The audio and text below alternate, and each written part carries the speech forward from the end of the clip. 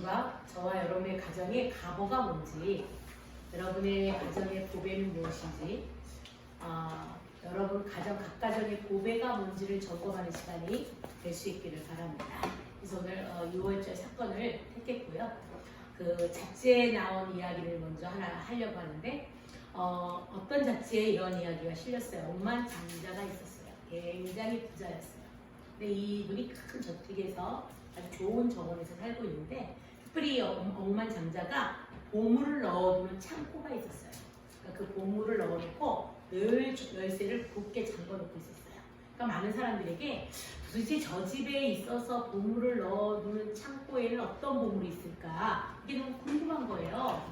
그런데 이제 몇 명이 화합을 해서 저 보물 창고를 털자, 우리가 저 보물 창고를 아무도 모르게 털자, 이래서 은밀한 계획을 짜고 몇 명이서 보물 창고를 털러 간 거예요.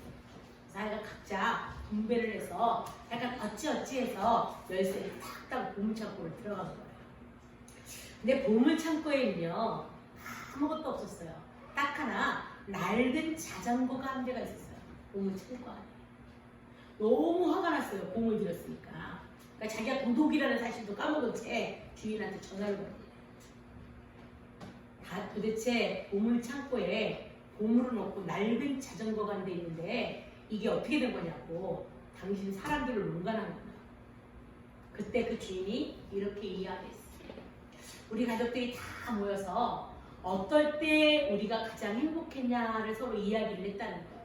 그러니까 돈을 많이 벌었을 때, 좋은 음식을 먹었을 때, 좋은 차를 구입했을 때, 좋은 집을 구입했을 때, 아니면 정말 이렇게 폐물들을 많이 했을 때, 여러 가지 막 이야기를 다 나누면서 언제가 제일 행복했냐고 물었더니 모든 식구들이 한결같이 가난한 시절에 그 자전거 한 대를 온 식구들이 이렇게 나눠 타면서 그 자전거를 타면서 사랑을 나눴을 때가 가장 행복했다라고 말하는 거예요.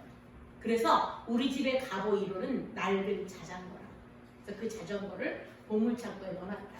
그러면서 이렇게 얘기하는 거예요. 우리 집의 보물을 훔쳐가지 않아서 감사합니다 라고 말했다. 여러분의 가정의 보물은 무엇입니까? 여러분들은 이게 우리 집의 보물이야 라고 말할 수 있는 그런 것들이 있으니까, 그래서 아니면 혹시 여러분도 아무도 모르게 여러분들만의 금고를 하나 가지고 계십니까? 금고 속에 혹시 수많은 달러들이 숨겨져 있는 것은 아니십니까? 아니면 폐물이 숨겨져 있습니까? 여러분들에게 있어서의 보물은 뭘까요? 우리 부모들의 보물은 거의 우리 자녀들이잖아요, 그렇죠? 원석, 반짝반짝 빛나는 원석이 우리의 자녀들이 우리의 보물인데, 때로는 이 보물들이 보물이 아닐 것처럼 느껴질 때도 있어요. 그러나 다 가정이에요. 제가 어저께도 교회를 오고 있는데 전화가 왔어요. 어디냐? 지금 교회를 가고 있다. 빨리 우리 집으로 좀 와달라. 왜 그러냐? 우리 아들이 사람을 때려서 경찰서에 잡혀갔다. 그래서 미친 듯이 어떻게 몰았는지 모르겠어요. 가서 집에서 픽업을 해서 부평경찰서를 갔어요. 제가 이제 부평경찰서를 많이 갔잖아요. 옛날 전도사로 있을 때 채팅을 통해서 여자아이와 함께 관계를 가졌는데, 여자아이가 나가서 폭행당했다고 해서 또 끌려와서 부평경찰서 유치장에 있었거든요. 7일 동안에. 넘어가기 전에 합의를 해야 되는데 합의를 못하면 넘어가잖아요. 그래서 그때도 유치장도 갔고 부평경찰서에 몇 번이나 갔어요. 우리 동훈이가 맞아서 끌려가기도 했고, 맞았는데 지나가는 사람들이 신고한 거예요. 그래서 경찰이 출동해서 동훈이를 데려갔는데, 제가 데리러 갔더니 얘가 맞아가지고 여기저기 이제 맞았더라고요. 근데 정작 맞은 놈의 부모님은 나타났는데 때린 부모가 안 오는 거예요. 이 아이를 내놓은 거예요. 너무 아이가 삭색입니다. 그래가지고 결국은 저보고 이 아이를 고소하겠냐고 묻더라고요. 이렇게 우리 아이를 보니까 머리부터 밑에 이렇게 한 번에 스캔을 해보니까 맞기는 맞았지만 그렇게 막 뼈가 부러진 것도 아니고 그렇게 피가 터진 것은 아닌 것 같아요. 맞기는 맞았는데. 근데 제가 경찰한테 같이 자식을 키우면서 어떻게 저 아이를 고소를 하겠냐고, 고소는 안 하겠다고. 그랬더니 그러면 이거 쓰는 거 아시죠? 서명을 하고 아이를 데리고 나가라. 그럼 저 아이는 어떻게 되는 거냐니까, 저 아이는 부모가 오지 않는 한 나갈 수가 없다는 거예요. 그래서 그러면 제가 책임을 질 테니까 저 아이도 달라고. 그 아이를 데려다가 부평 5동 그 부평 아파트에 살았거든요. 그래서 그 부평 아파트에 내려주면서 너희들은 아직까지 경찰서를 들락날락할 나이는 아니니까 이런 데는 오지 말아라. 때리는 일도 오지 말고 맞은 일도 오지 말아라.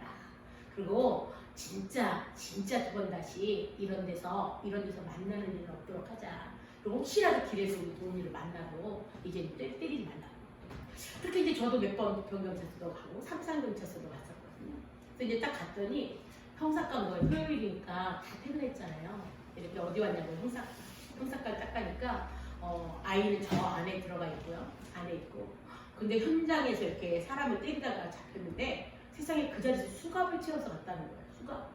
그리고 수갑을 찾던 자리가 남아있고, 아니 요즘에 우리 대판 싸운 것도 아니고 병원에서 이렇게 부딪히니까 발깨질한 걸 했다는데 그 사람이 뒷덜미를 잡아가지고 애 옷이 다 늘어났다는데 세상에 그 자리에서 떠가지고 이렇게 수갑을 채워서 가니 애가 얼마나 놀랐겠어요. 저 미성년자가. 가니까 있어요.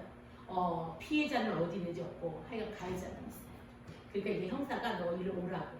그래서 이제 와서 왔는데 갑자기 눈이 가자미 눈이 된 거예요. 왜 데리고 왔냐고. 나를 혼자 오지 왜 왔냐고. 그래서 아니 나랑 같이 약속이 돼 있었는데 니네 집 앞에 도착하니까 갑자기 허겁지겁 나오길래 그렇게 같이 왔다니까 형사가 이렇게 얼른 그 형사님이 굉장히 재치가 있으신 것 같아요. 얼른 어떻게 되세요? 관계가. 그래서 제가 친구라고. 그러니까 빨리 나가 계시라고. 여기 친구분은 나가 계시라고. 이야기하기가 불편한 것 같으니까 그래서 저는 옆에 나와서 옆방에 대기 중이었어요. 그런데 이제 문자가 왔더라고요. 먼저 가야 될 것 같아요. 저는 이제 먼저 왔는데 상황이 어떤 상황인지 모르잖아요. 그리고 이제 답답하잖아요. 거기다 놓고 왔으니까. 계속 와서 이제 교회 와서 기도를 하는 거예요. 근데 이제 왔더라고요. 연락이 왔어요. 나왔는데 그 피해자가 아주 강하게 세게 처벌을 해야 된다고 그렇게 말했대요. 부러진 것도 아니고 터진 것도 아닌데 그래서 미성년자 아이를 강하게 세게 처벌하고 뭘 하겠다는 거예요. 그래서 아니 그러면 일방적으로 얼마큼 때리냐니까 그렇게 발길질을 한 번 했을 뿐이고 그 남자를 와서 뒤에서 잡아당겨서 여기 목이 자국이 나고 옷이 다 늘어났을 뿐이에요. 그렇게 되면 쌍방 고소를 받을 수밖에 없겠네. 그 사람이 그 합의를 안 해주면 쌍방 고소하는 수밖에 없을 것 같다. 왜냐면 나도 피해자니까. 그러니까 쌍방 고소도 있네요. 근데 잘 모르니까 또 경찰한테 뭐 물어보지 그랬냐? 그 경찰한테 그랬더니 그 경찰한테는 물어볼 수 있는 상황이 아니었다는 거예요. 그래서 다른 사람한테 이제 한번 물어봐가지고 일을 진행하겠다고 하는데 어떻게 이렇게 우리네 인생을 살다 보면요 하루도 조용히 넘어가는 날이 없는 것 같아요. 이렇게 남자 아이를 키우면서 경찰서 한두 번쯤 가는 거고요. 한두 번쯤 안 가면서 자식을 키운 부모는 그래도 행복한 부모예요. 맞았거나 때렸거나 하여간 무슨 일 때문이라도 가잖아요. 저도 한 번 또 간 적이 있다 그랬잖아요. 맞은 일 때문에 2번 갔고요. 그 다음에 우리가 가해자가 돼서 1번 갔어요. 그걸 택시 요금을 안 내고 튀어가지고 주안에서 택시를 탔는데요. 자기네들이 4명이 택시를 타면서 짠 거예요. 1번 내리고 2번 내리고 3번 내리고 4번이 택시비를 내는 척하고 튀기고 근데 4번이 잡힌 거예요. 1번, 2번, 3번을 뛰었는데 4번이 잡혔어요. 그래가지고 밤에요. 12시도 넘었는데 경찰서에서 불러서 가니까 그걸 뭐라고 무임승차인가요? 그러니까 택시비를 안 냈으니까 그래가지고 하여간 쭉 이 녀석들이 쭉 있는데 어떤 아빠하고 엄마하고 온 거예요. 근데 그 아빠하고 엄마하고 이 택시기사가 택시비 달라는 거예요. 택시비 플러스 일 못한 수고비 플러스 이렇게 해갖고 이제 돈을 청구를 했어요. 그래서 그때 돈으로 10만 원을 물었어요. 그러니까 이제 나와서 일단 아이들을 데리고 나왔잖아요. 부모들이 와서. 근데 그때도 한 사람의 부모는 또 하나 들어간 거예요. 근데 이 부모는 이 부모 아빠 엄마가 온 부모는 택시비를 자기가 먼저 10만 원을 냈길래 나와서 홈파이를 하자고 그랬죠. 제가 홈파이를 하자고 그랬더니 뒤도 안 달아보고 자기 자식만 데리고 가버린 거예요. 너무 화가 나서. 그러니까 어떻게 나머지 부모가 안 온 애는 또 내 책임인 거예요. 그래가지고 어쩔 수 없이 이 녀석들을 제 차로 다 데려다가 일일이 집에 다 내려주고 그리고 이제 저는 또 와야 되는 거예요. 저도 맞은 부모로서 끌려가고 택시비 안 낸 부모로서 끌려가고 그래서 저도 이제 경찰서에 다른 사람 때문에 오락만이 갔지만 내 자식 때문에요. 내 자식 때문에 나를 가봤기 때문에 걱정하지 마. 경찰서에 가는 동안에 걱정하지 마. 남자아이를 키우면서는 한 번쯤 있을 일이니까 걱정하지 마세요. 왜냐하면 그렇게 예를 들어서 막 엄청 많이 때려가지고 일이 아주 커서 막 전치 몇 주가 난다든가 그러면 좀 골치가 아프지만 얼마나 때렸겠나 때린들 이 아이가 그 병원 복도에서 그러니까 그런 신경을 안 써도 된다. 그냥 마음 편히 먹어라. 애한테 뭐라고 하지 말아라. 다 있을 수 있는 일이다. 근데 애가 얼마나 떨렸는지 이렇게 나올 때요. 여러 때는 이렇게 사춘기 남자아이들 보면 엄마가 이렇게 손잡고 확 뿌리치잖아요. 잘났다고. 근데 손을 이렇게 잡았는데 손을 꽉 잡더라는 거예요. 자기도 얼마나 놀랬겠어요. 그 많은 사람들 앞에서 수갑까지 채워가지고 경찰서로 끌고 갔으니까. 여러분 이게 우리의 원석들이에요. 우리의 보배들이에요. 그 엄마에게 있어서 그 아들은 참 원석 같은 보배고 또 우리들에게 있어서 우리의 자녀들은 다 우리의 최고의 보물들이에요. 우리 가정마다 다 이렇게 엄청난 보물들인데 이 보물들을 지켜내는데 수고의 대가가 진짜 많이 들어요. 정말 힘들어요. 이 보물을 지키는데. 근데 어쨌든 우리들에게는 이렇게 아주 중요한, 아주 귀한, 아주 반짝반짝 빛나는 원석 같은 보배들이 있어요. 저는 오늘 이 출애굽기 12장을 통해서요. 이 출애굽기 12장에서 보여주는 6월절 사건을 통해서 보배 대신 어린 양. 그런데 고린도전서 5장 7절에 가니까 이 희생양이 누구냐면 예수 그리스도라고 설명하거든요. 예수 그리스도를 저의 보배로, 여러분의 보배로 소개하려고 합니다. 오늘 우리가 예배가 끝나고 나면 여러분의 우리 가정의 보배는 최고의 보배는 예수님입니다 라고 말할 수 있는 저와 여러분이 될 수 있기를 축원합니다. 결론부터 말씀드리면 우리 집안에 예수 그리스도라는 보배가 계신다면 내가 꿀꿀할 필요가 없다는 거예요. 왜? 나는 보배를 가지고 있기 때문에요. 그래서 고린도전서에서 말하잖아요. 질그릇 속에 보배를 담고 있다라고 표현하잖아요. 오늘 이 읽은 저와 여러분이 지금 읽었던 21절 이전에 12장, 출애굽기 12장 1절부터 20절에 보면 어떤 사건이 나오냐면 바로 6월절 사건이 나와요.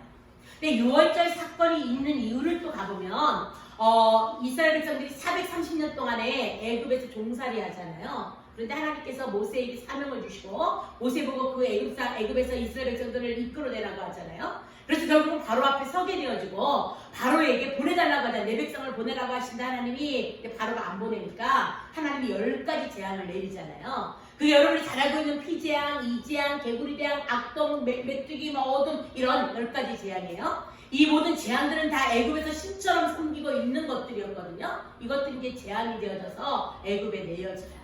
근데 성경은 참 재미있게도 애굽 땅에는 흑암이 있었지만 고센 땅에는 광명이 있었다라고 말하거든요. 이렇게 10가지 재앙 가운데서 하나님들 고센 땅, 이스라엘 백성들이 살고 있었던 고센 땅은 늘 하나님이 지켜주시고 애굽 사람들이 살고 있었던 곳에는 늘 재앙이 내리는 그런 일들이 벌어진 거예요.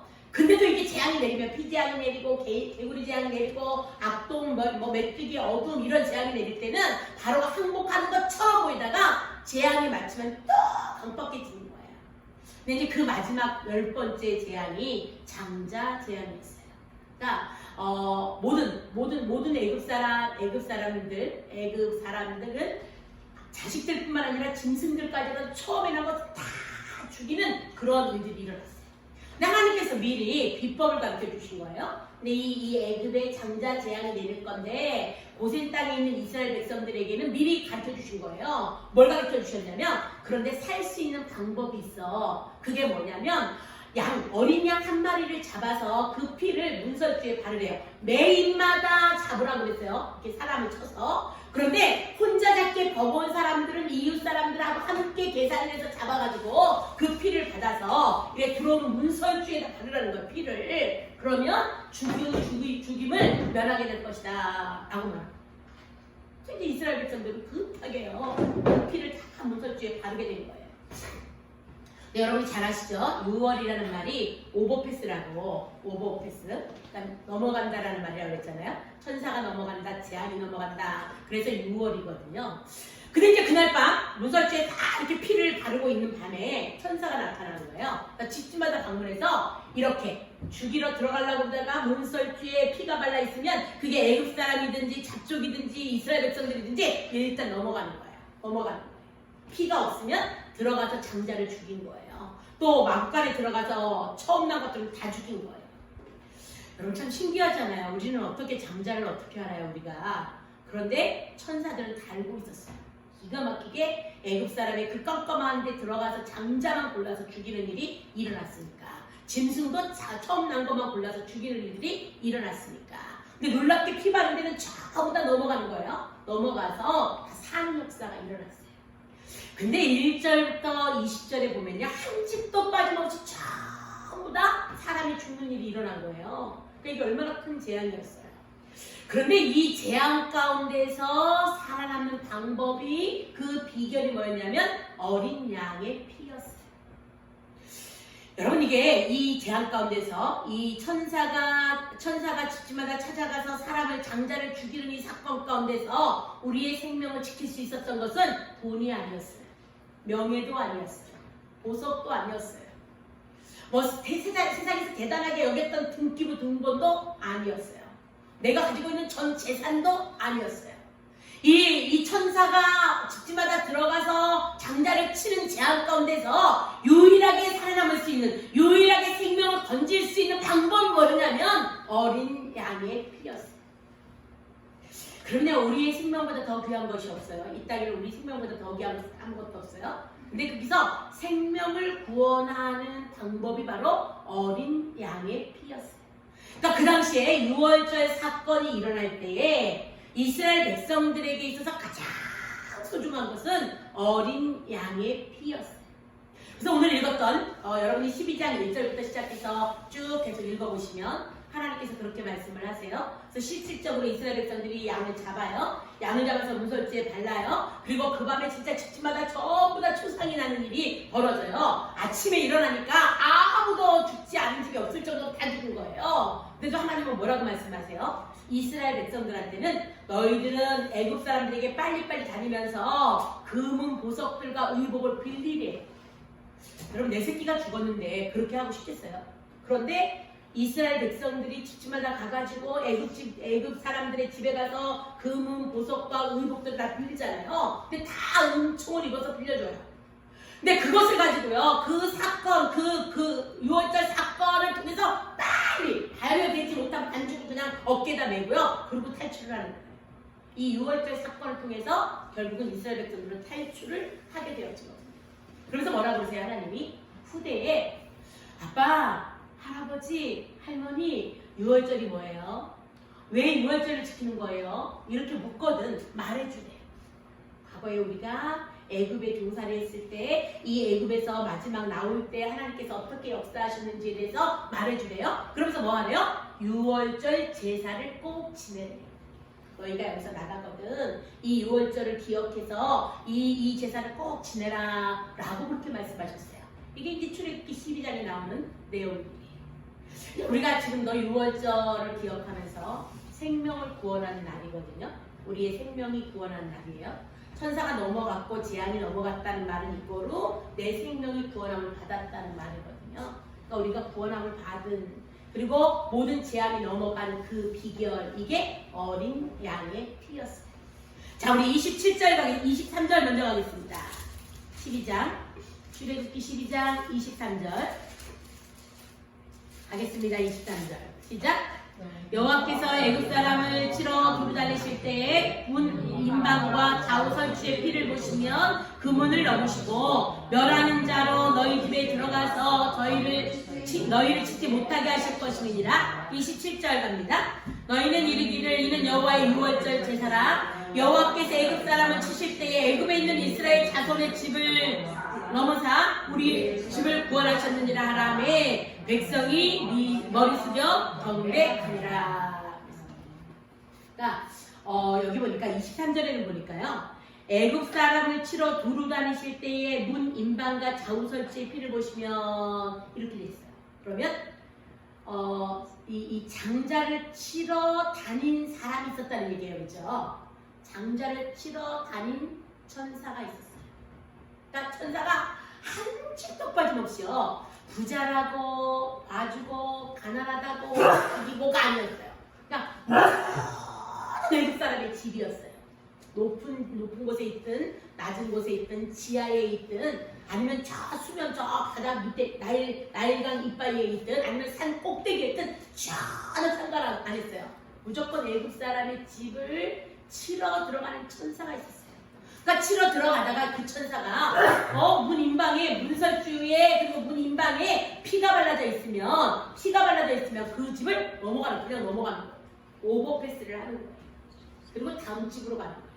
그 다음 집에서 또 다음 집 이렇게 해서 그날 밤에 천사가 애굽 사람의 사는 집을 전부 쳤다는 말이에요. 여러분 참 놀라워요. 조금 아까도 보니까 여러분의 그 핸드폰 문자로 온 것들이 안전 문자잖아요, 그렇죠? 지금 안전 문자가 좀 오고 있잖아요. 보니까 여기 부평에서 또 오는 거예요. 그 PC방에서 이번에는 부평 5동이었어요. 아까는 기사님동이었어요. 근데 참 신기한 게 요즘에는 저와 여러분이 신분이 어느 정도 노출이 되냐면 제가 여기 있지 않고요. 부천 중동에가 있잖아요. 그러면 주로 부천하고 중동의 확진자가 다 떠요. 문자가 계속 중동, 부천 시청 코로나 관련해서 문자가 계속 떠요. 부천 지역에 있는 코로나 환자의 상황이 떠요. 근데 제가 어제 오후부터 계속 교회에 와 있잖아요. 그럼 어디게 뜨냐면 인천시청과 관계된 인천시 부평구와 관계된 문자가 계속 떠요. 지금은 부천께 하나도 안 왔어요. 이틀 동안 제가 여기 토요일날 오후부터 여기 있으니까 부천과 하나도 안 왔어요. 아, 부천에 확진자가 없구나 이렇게 생각했어요. 그러니까 저는 이제 그걸 잘 모르는 거잖아요. 이게 다 뜨는 건 줄 알고 이제 부천에가 있는데 그러면 부천에서 원미동에서 무슨 상동에서 무슨 이렇게 뜨면 왜 이렇게 부천만 뜨냐, 이게 도대체 난리다, 부천만 난리다 이렇게 생각했거든요. 근데 인천에 와보니까 인천만 날린 거예요. 알고 나니까 GPS가요 내 위치를 다 확인해서 내가 서 있는 그 위치에 관계된 것만 다 보내준 거죠. 아하. 근데 제가 코로나 이런 전 상황판을 모르니까 얼마큼 확산됐는지는 몰라요. 그냥 제가 머무르고 있는 그 자리에 너무 많은 사람들이 확산이 되어져서 너무 많은 사람들이 지금 번져서 코로나가 계속해서 늘고 있다 이것만 알거든요. 여러분 이렇게 우리 인간이 개발한 GPS라는 것도 이렇게 많은 사람들이 일거수일투족을 다 보고 있다가 핸드폰도 기가 막히게 보고 있다가 그 사람이 처해 있는 그 지역에 문자를 쫙 뿌리고 있는데 하물며 하나님의 일을 돕는 천사가요 애굽 사람들의 집에 들어가서 장자를 골라서 죽일 수 있는 그 능력이 없었겠냐? 있을까요? 없을까요? 당연히 있어요. 아멘. 여기다가 나 장자 이렇게 써있지는 않았을 거예요. 그렇죠? 그렇다고 장자방, 차자방 뭐 이렇게 써있지는 않았을 거예요. 그래도 기가 막히게 천사는 들어가서 장자방만 들어가서 장자만 죽이고 짐승의 우리간에 들어가서 첫 번째 난 새끼만 다 죽였어요.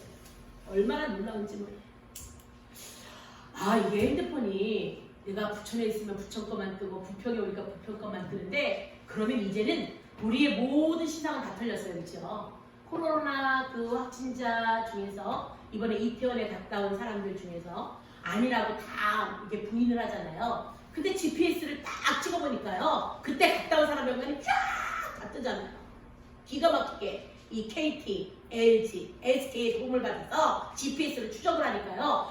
그 몇 날 몇 시, 몇 월 며칠 몇 시에서부터 그 주위에 있던 사람들이 다 뜬 거야.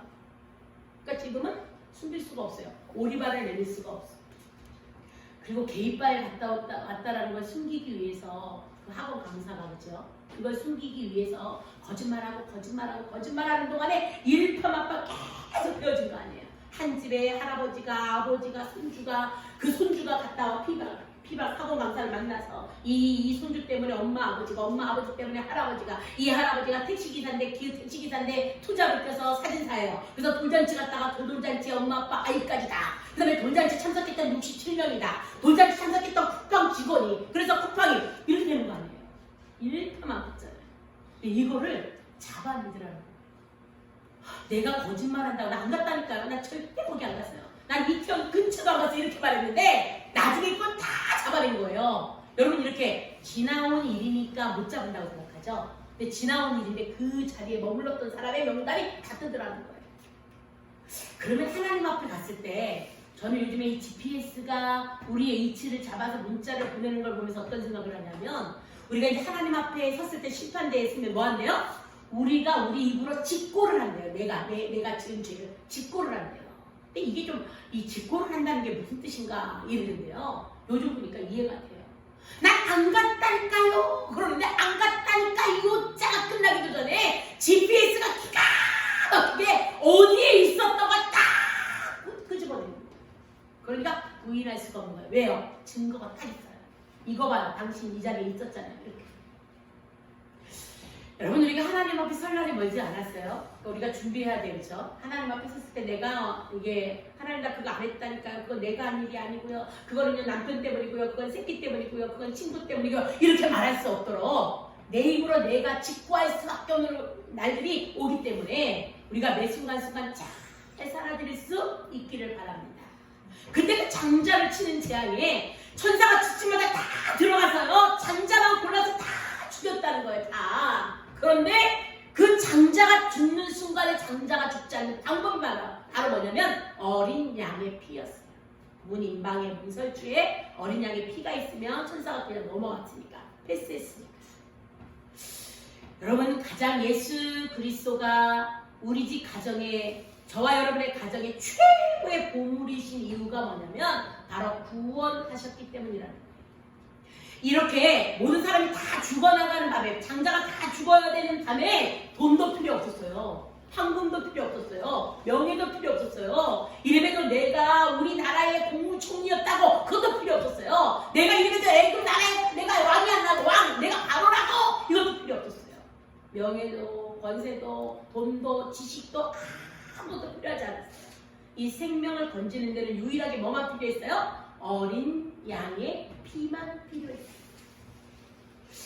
여러분, 이게 이 어린 양의 피가 저와 여러분 가정의 가장 최고의 보배이신 이유가 뭐냐면 이 어린 양의 피가 죄와 저주와 사단의 손에서 저와 여러분을 건져낼 수 있기 때문이에요. 건져냈고 앞으로도 건져낼 것이기 때문에 그래요. 이 모든 어두운 세상 가운데서 지금 너무나 힘들고 어려운 삶을 살고 있는데 이러한 삶 가운데서 우리를 구해 주실 수 있는 이름이 뭐냐면 예수 그리스도라는 거예요. 예수 그리스도가 아니면 아무도 할 수가 없어요.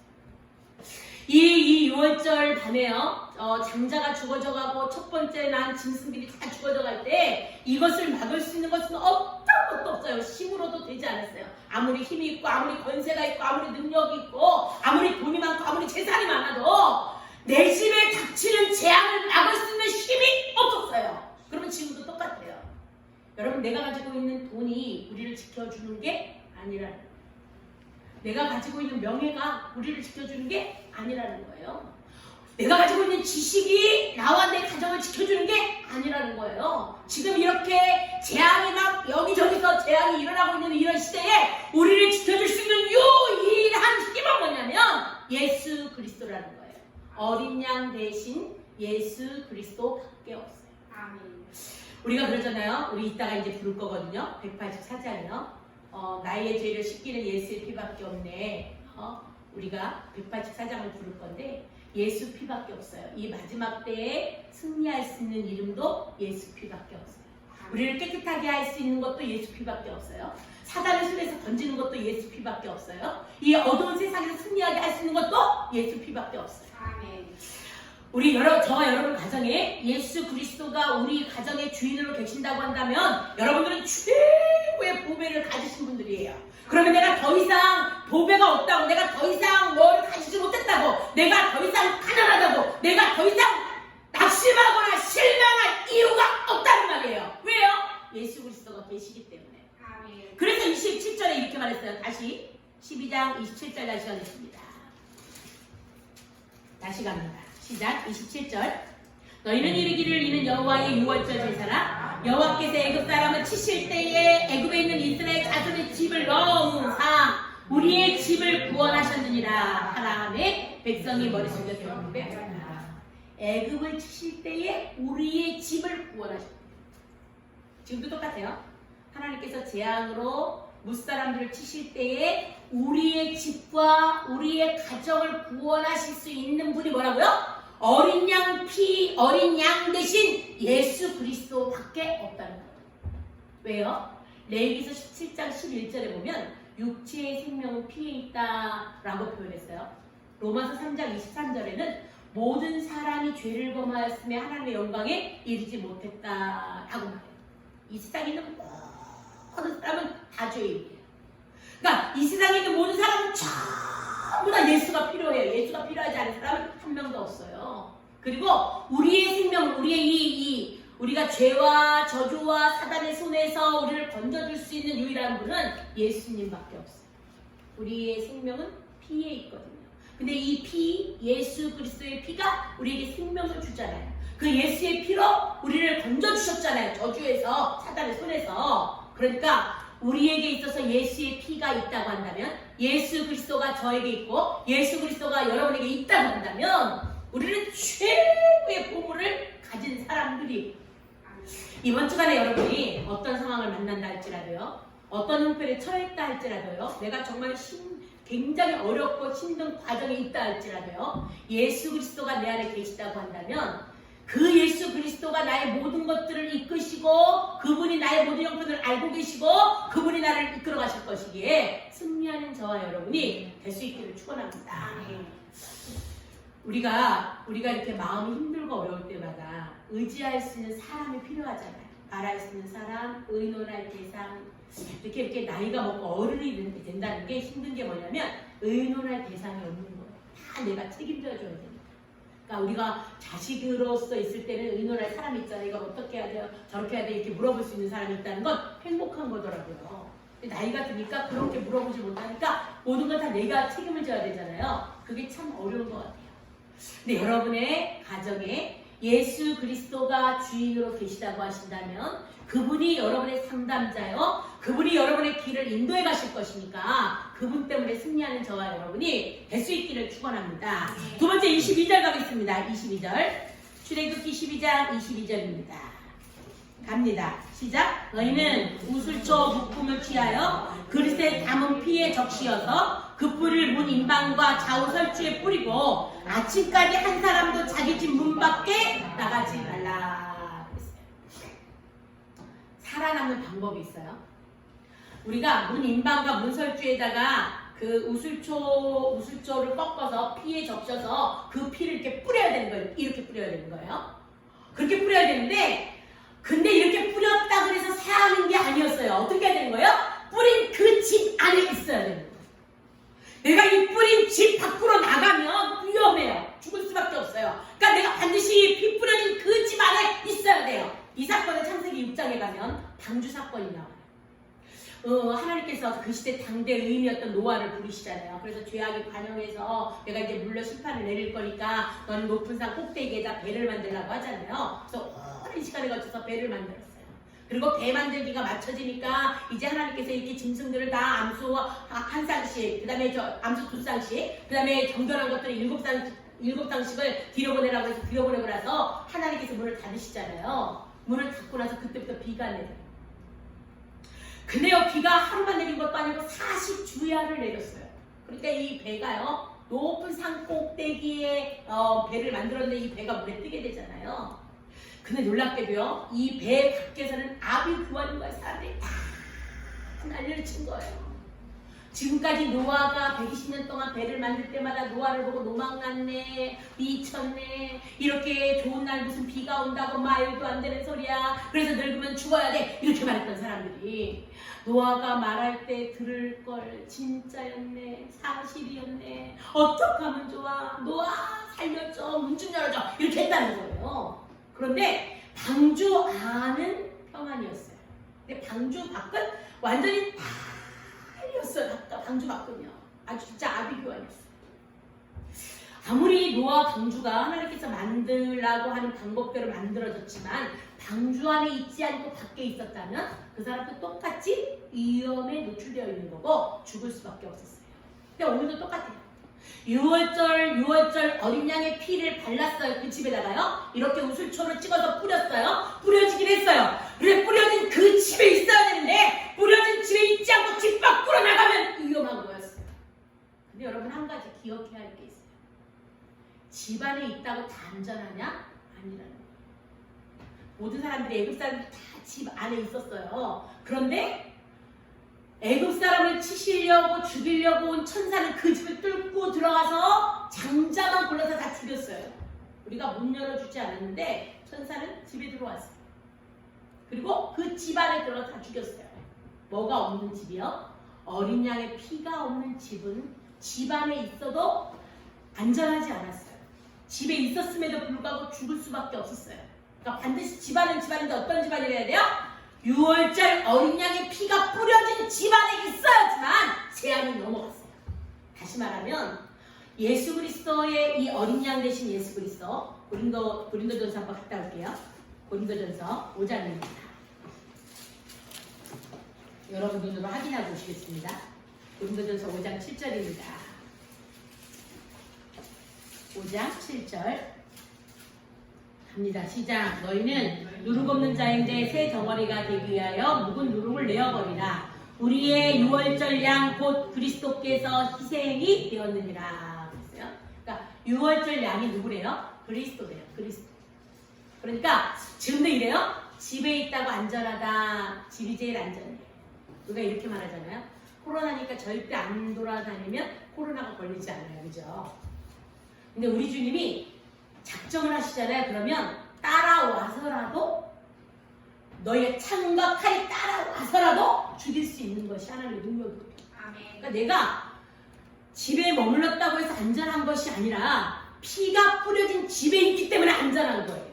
우리가 이 재앙을 만난 시대에 살면서 이 말도 상상할 수 없는 이 재앙을 만난 시대에 살면서 우리가 집안에만 있다고 해서 내가 안전한 것이 아니라 집안에 있어서 이 모든 재앙을 이기는 것이 아니라 예수 그리스도가 우리 집의 주인 되어 지시는 집안에 있을 때만이 안전하다는 거예요.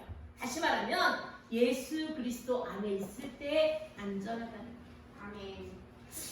예수 그리스도가 우리를 인도해 가세요. 이렇게 천사들이 넘어가면서 그 집에 뿌려진 집은 패스를 하는 거예요. 여기는 하나님의 자녀가 사는 집이네. 패스하고 또 다음 집 가서 패스하고 이렇게. 예수 그리스도가 우리의 보배이신 첫 번째 이유는 구원하시기 때문이었어요. 우리를 세상에서 구원하셨어요. 저주 가운데서 구원하셨어요. 사단의 손에서 구원하셨어요. 죄에서 구원하셨어요. 세상에서 구원하셨어요. 예수 그리스도가 저와 여러분 가정의 보배일 수밖에 없는 두 번째 이유는 뭐냐면 그분이 우리를 인도해 가시기 때문이에요. 자, 신명기로 8장으로 가겠습니다. 신명기 8장. 출애굽기 다음에 쭉 가셔서 신명기 8장입니다. 신명기 8장. 자, 4절부터 하겠습니다. 3절부터 4절, 3, 4, 5 갑니다. 시작. 너를 낮추시며 너로 죽이게 하시며 또 너도 알지 못하며 내 열조도 알지 못하던 만나를 내게 먹이신 것은 사람이 떡으로만 사는 것이 아니요 여호와의 입에서 나오는 모든 말씀으로 사는 줄을 너로 알게 하려 하십니다. 이 40년 동안에 내 의복이 헤어지지 아니하였고 내 발이 부럽지 아니하느니라. 너는 사람이 그 아들을 징계한 같이 내 하나님 여호와께서 너를 징계하시는 줄 마음에 생각하고 내 하나님 여호와의 명령을 지켜 그들을 행하며 그를 경외하였다. 하나님이 어느 만큼 인도하시냐면 애굽에서 나왔어요. 그래서 홍해를 건넜어요. 그리고 이제 광야 생활을 시작했잖아요. 그런데 이 광야에 사는 동안에 발이 부르프지 않았어요. 신발이 헤어지지 않았어요. 옷이 떨어지지 않았어요. 여러분 그냥 우리가 이게 글자를 읽을 때는 이게 별로 감동이 안 돼요. 근데 40년 동안을 계속 걷는 일을 했다는 말이에요. 근데 그 당시 신발이 좋았겠어요? 지금처럼 신발이 뭐 에어가 들어있겠어요? 뭐 쿠션이 좋았겠어요? 뭐 통풍이 잘 됐겠어요? 그런데 신발도 떨어지지 않았고 발도 부르지 않았어요. 이 축복을 하나님께서 허락하셨다는 거예요. 이 인도와 이 보호가 있어서 40년 동안의 광야 생활을 승리할 수 있었다는 거예요. 여러분 우리도 우리의 삶도 가만히 돌아보면요. 지금까지 내가 살아도 내가 산 것이 아니라 하나님이 하셨다라는 것이 깨달아지는 순간이 오더라는 거예요. 아, 지금까지 내가 진짜 전략했기 때문에 알뜰하게 살았기 때문에 노력했기 때문에 성실했기 때문에 살아온 줄 알았는데 어느 날 서서 이렇게 딱 돌아보니까 내가 한 게 아니더라는 거예요. 아, 내가 잘나서가 아니구나. 내가 열심히 살았기 때문이 아니구나. 내가 성실했기 때문이 아니구나. 이거는 진짜 하나님의 은혜였구나가 깨달아지는 날이 오더라는 거예요.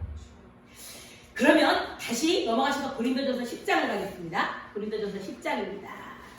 앞으로 쭉 넘어가셔서 신약에 고린도전서 10장입니다.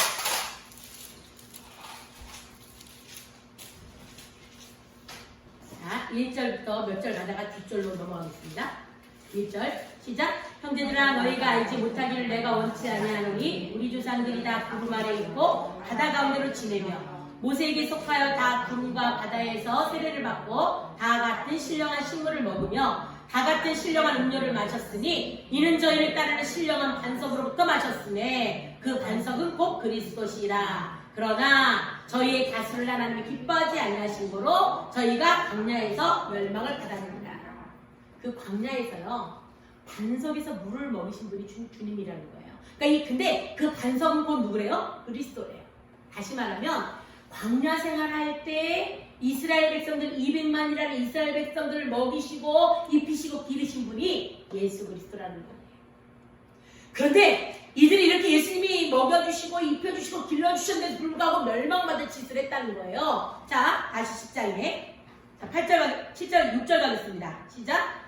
그러나 저희의 다수를 하나님 기뻐하지 아니하신 거로 저희가 광야에서 멸망을 받았느니라. 그런 일은 우리의 거울이 되어 우리로 하여금 저희가 악을 즐겨하는 것 같이 즐거워하는 자가 되지 않게 하려 하느니 저희 중에 어떤 일과 같이 너희 우상 숭배하는 자가 되지 말라. 그 다음에요 8절 저희 중에 어떤 이들이 가늠하다가 하루에 23,000명이 죽었나니 우리는 저희와 같이 가늠하지 말라. 저희 중에 어떤 이들이 주를 시험하다가 뱀에게 멸망하나니 우리는 저희와 같이 시험하지 말자. 저희 중에 어떤 이들이 원망하다가 멸망시키는 자에게 멸망하나니 너희는 저희와 같이 원망하지 말라. 저희에게 당한 일이 거울이 되고 또한 말세를 만난 우리의 경계로 기록하였느니라.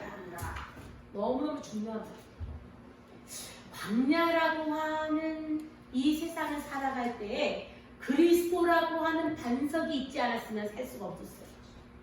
그런데 우리 주님이요, 우리 예수 그리스도가 지금 6월절 것을 어린 양이라고 표현하고 있고, 지금 이 고린도 전서에서 사도 바울은 이 반석은 예수 그리스도라고 지금 설명을 하면서 그리스도가 아니었으면 광야에서 살 수가 없었다는 거예요. 물을 안 마셨으면 어떻게 살았겠어요? 그런데도 불구하고 이렇게 하나님이 순간순간 만나를 공급하셨어요. 그 다음에 물을 공급하셨어요. 그리고 구름 기둥을 공급하셨어요. 불 기둥을 공급하셨어요. 그런데도 틈만 있으면 원망하는 거예요. 불평하는 거예요. 우상 숭배하는 거예요. 그 사이에 간음하는 거예요. 여기서 하나님이 싫어하는 짓들을 자꾸 자꾸 하는 거예요. 하나님의 은혜를 받고 있으면서. 그러니까 하나님께서 어떻게 하셨어요? 이들을 다 멸망시키셨어요. 40년이 그냥 40년이 아니에요. 이 같이 나온 200만을 다 죽이기 위해서 40년이 걸렸어요. 40년 동안 계속해서 죽이셨어요. 가늠한 23,000명 죽이셨어요. 원망했던 사람들 뱀에 물려서 죽게 하셨어요. 뭐 이렇게요. 그 다음에 뭐 그렇게 우상 숭배한 사람들 하나님이 치셨어요. 이렇게 계속해서 죽이신 거예요. 그래서 결국은 이들이 다 죽고 2세들이 그 가나안 땅에 들어갔잖아요. 그러니까 우리가 예수 그리스도가 우리 가정의 보배 되신 이유는 뭐냐면 그분이 모든 문제의 해결자이기 때문에 그래요. 인생의 문제, 먹고 사는 문제, 마시는 문제, 삶의 문제 해결자가 예수 그리스도예요. 6월달 장자가 죽는 재앙 가운데서 살아날 수 있는 것도 어린 양이었고, 그 다음에 광야에서 목말라 죽을 수밖에 없는 상황 가운데에서도 반석에서 물이 나와서 마시게 한 것도 예수 그리스도였고, 오늘날 이 재앙 가운데서 우리가 이 코로나19라고 하는 재앙 가운데서 우리를 건질 수 있는 이름도 예수 그리스도밖에 없다는 거예요. 그러면 애굽에서 나와서 홍해를 건너서 광야 생활을 할 때 우리를 인도해 주셨던 그분을 성경에서 지금 뭐라고 표현하냐면 그때 그 일을 이렇게 너희들에게 기록한 것, 가늠하다가 우상 숭배하다가 원망하다가 불평하다가 이런 사건들을 여기다 쭉 기록한 이유가 뭔지 알아? 이것이 너희에게 거울이 되라. 거울을 들여다보면서 저도 오늘 머리를 빗고 거울을 보면서 머리가 삐져나왔길래 이렇게 미스트 뿌려가지고 이렇게 꾹꾹 눌렀거든요. 삐져나온 거. 그리고 이렇게 거울을 보면서 눈썹이 삐뚤어졌는지 뭐 입술이 잘못 발랐는지 보잖아요. 그러니까 거울은 나를 비춰서 잘못된 것을 고치는 거잖아요. 그러니까 성경에 이런 잘못된 이야기를 기록한 이유가 뭐냐면 우리는 그렇게 되지 말라. 그래서 마지막에 13절 가겠습니다. 고린도전서 10장 13절 갑니다. 13절 시작. 사람이 감당할 시험밖에 너희에게 당한 것이 없나니 오직 하나님 미쁘사 너희가 감당치 못할 시험당함을 허락지 아니하시고 시험당할 쯤에 또한 피할 길을 내사 너희로 능히 감당하게 하시느니라. 지금 내가 당한 일이요, 숨을 쉴 수 없을 정도의 힘든 이 일을 하나님이 내가 감당할 수 있다고 여겨서 주셨대요. 하나님이 어쩌다가 실수해서 하나님 실수했어요. 하나님 나를 너무 잘 모르신 것 같아요. 하나님 착각하신 것 같아요. 이렇게 말하지 말라는 거예요. 왜요? 감당할 수 있기 때문에 하나님이 맡기신 거예요. 그러면 우리가 이 일 맡긴 이 일 속에서 우리가 원망하거나 불평하거나 우상 숭배하거나 하나님을 시험하거나 그러면 돼요? 안 돼요? 그러면 안 된다는 거예요. 원망하고 불평하고 하나님을 시험하고 우상 숭배하고 간음하고 이것들은요 광야에서 죽을 수밖에 없는 일들이에요. 하나님은 내가 감당할 수 있다는 걸 알고 주셨는데 이것을 감당하지 못하니까 내가 이건 하나님의 착각이라고 생각하니까 하나님을 원망하니까 하나님이 바로 치셨어요. 하나님을 인정하지 못하니까 하나님의 섭리에 순응하지 못하니까 하나님이 바로 치셨어요. 근데 지금 여러분이 지금 한번 잠깐 눈을 감고 지금의 내 처지를 한번 생각해 보세요. 내가 당한 일 너무 힘들고 버거워 숨을 쉴 수가 없어요. 근데 하나님은 아실까요? 모르실까요? 하나님은 아세요. 하나님은 내가 감당할 수 있다고 믿으셔서 이 일을 허락하셨다는 거예요. 하나님 착각하신 거죠. 하나님 실수하신 거죠. 그렇게 말할 수 없어요. 왜요? 하나님 내가 감당할 수 있다고 생각해서 주신 일이기 때문에. 이런 일이 있어요. 제가 우리 동훈이 가게에 오는 손님 중에 간장게장을 하는 사람이 있어요. 그런데 여러분이 네이버에 치시면 설게장이라고 해서 아주 굉장히 유명한 집이 됐어요. 그래서 지금은 가정동에서 하시는데 장사가 되게 잘 돼요. 중동 상동시장에서 할 때 저희 집에 우리 아들 한 가게에 되게 자주 오셨어요. 아주 우리 자주 오신 분이세요. 그런데 이분이 이제 이사를 가고 나서 거의 1년 만에 처음 오신 거예요. 지난주에. 근데 이제 이렇게 제가 이렇게 마스크를 권사님 주시고 이렇게 사람들이 좀 일회용 마스크, 저는 한 번도 줄여서 마스크를 산 적이 없으니까 일회용 마스크에다가 대구 사람들이 팬티 라이너를 끼고 한다고 해서 제가 이제 팬티 라이너를 끼잖아요, 마스크 속에다가. 근데요 그 사장님이 본 거예요. 제가 이렇게 마스크를 사장님 그거 뭐냐고 해서 팬티 라이너. 근데 갑자기 이 분이요 저를요 괴물 보듯이 쳐다보는 거예요. 뭐라고 그러셨냐 해서 팬티 라이너를 그랬더니 이 마스크 안에 넣는 필터를 판다는 거예요. 두루마기로. 그러면 잘라갖고 그때만 넣어서 그것만 빼버리면 되는데 왜 그 필터를 어떻게 팬티 라이너를 입에다 붙일 수가 있냐고. 몰라서 그렇지 팬티 라이너 붙이면 습기가 하나도 안 차요. 다 빨아들이기 때문에요. 엄청 좋아요. 숨쉬기도 좋고. 그랬더니 세상에 말도 안 돼. 하여간 이게 너무나도 충격이라는 그 표현을 세상에 말도 안 돼. 세상에 말도 안 돼. 그러더니 저보고 주소 좀 내세요. 그러는 거예요. 왜요? 그러니까 일단 대세요. 그러는 거예요. 그리고 주소 감겨줬어요.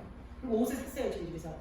그렇고 했는데 엊그저께 오니까요. 웬 아이스박스가 배달이 됐어요. 저한테. 아이스박스가. 그래서 뭐다냐 이게 아이스박스가. 난 냉동 시킨 법이 없는데. 근데 이렇게 아이스박스를 이제 아이스박스니까 무거울 줄 알고 이렇게 들었는데 뭐야 이게? 종이 한 장처럼 들리는 거예요. 그래갖고 와보니까 그 설간장게장 사장님이 그분이 그 아이스박스 박스에다가 마스크를 보내는 거예요. 94 마스크 5장, 그 다음에 이 일회용 마스크, 그 덴탈 클리닉에서 쓰는 마스크 그 10장, 그 다음에 까만 마스크 있잖아요. 패션 마스크인지 뭔지 그 10몇 장. 자기는 게장을 사면 손님들이 다 마스크를 준대요.